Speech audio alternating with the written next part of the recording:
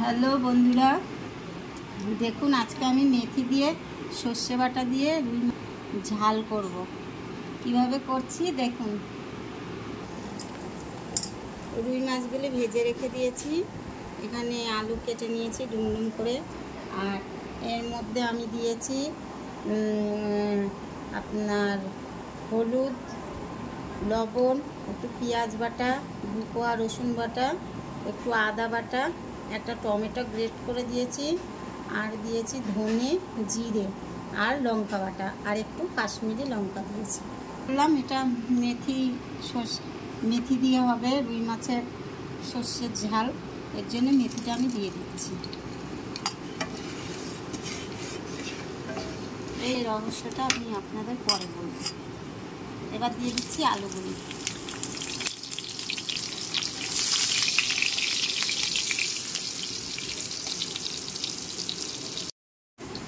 এবার আমি দিয়ে দেবো পেঁয়াজগুলি। একটা পেঁয়াজ আমি কুচিয়ে রেখেছি। আপনারা যে পরিমাণ মাছ হবে, আমার 7 পিস মাছ আছে, এর জন্য আমি একটা পেঁয়াজ দিয়েছি। যাদের মাছ বেশি থাকবে তারা একটু বেশি দেবেন।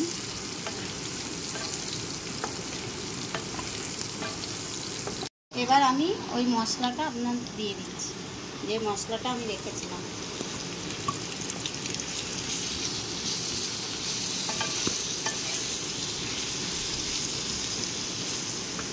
তার সঙ্গে আমি দিয়ে দিচ্ছি কটা চেরা পাকা কাঁচা লঙ্কা।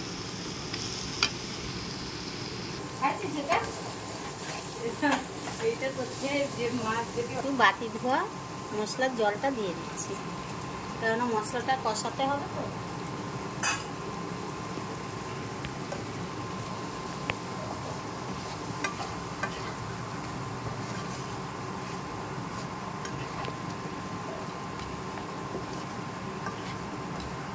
আস্তে একদম কমিয়ে দিয়েছি, যাতে আস্তে আস্তে হবে, আর হচ্ছে আপনার মশলাটাও ভালো কষানো হবে, কষবে মশলাটা।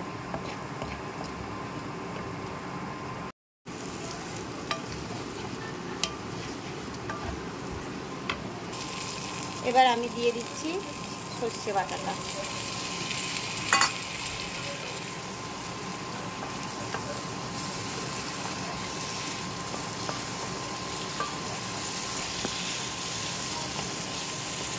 সর্ষে বাটাটা দিয়ে আমি বেশিক্ষণ জ্বালাবো না, বেশিক্ষণ জ্বালালে ফুটো হয়ে যাবে।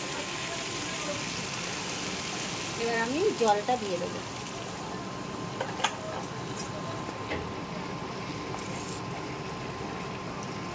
জল দিচ্ছি, কারণ এটা আবার বেশি পাতলা করলেও আপনার ভালো লাগবে না, আলুটা সিদ্ধ হবে তো, ওর জন্য সেই পরিমাণ আমি দিয়ে জল দিচ্ছি।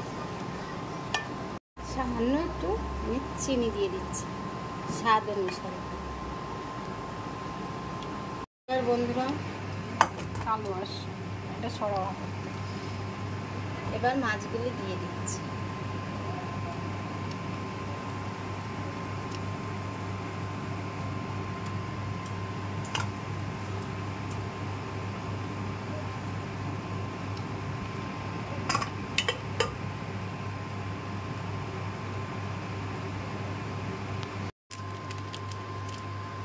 গরম মশলা দিয়ে দেব, অল্প দেব।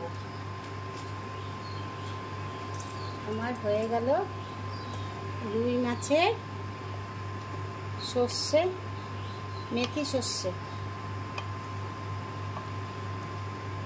দেখেছেন বন্ধুরা? এবার আমি বলছিলাম না, এর একটা রহস্য আছে, পরে বলবো। যদি আপনাদের ফ্রিজে মাছের বয়স 7 দিন হয়ে যায়, তাহলে আপনারা এইভাবে করবেন, দেখবেন মাছে কোনো গন্ধও থাকবে না, কিছু না, আর আপনি আরামসে খেতে পারবেন। আর এই তরকারিটা একটু করে খেয়েও দেখবেন, আলাদা একটা স্বাদও পাবেন। সব দিন তো একরকম খাবার ভালো লাগে না।